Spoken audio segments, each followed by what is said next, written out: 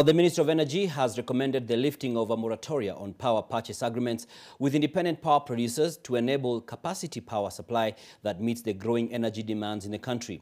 This is after the country experienced a nationwide blackout on the 25th of August, a phenomenon that, according to the ministry, the off-taker Kenya Power wasn't able to supply a sharp spike in demand for power at the time. NTV's Brian George explains.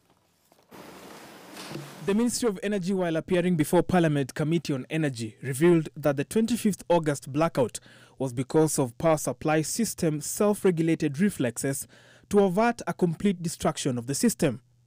This is after the sole off-taker, Kenya Power, got demand exceeding existing supply at the time.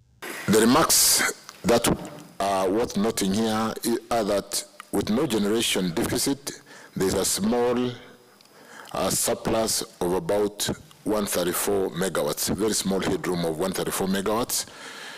That is something that concerns us. There are cases when load shedding is done in Western Kenya due to voltage and line overloads. The ministry's call for members of parliament to lift the ban on power purchasing agreements now comes against the backdrop of the call for IPPs to have baseload storages as an alternative to manage the power overload. Now, there are set limits where if the frequency drops, then it determines the level of load shedding to implement.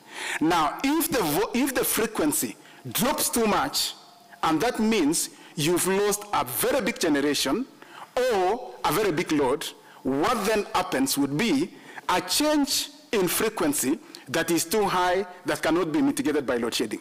Brian George, NTV, Nairobi.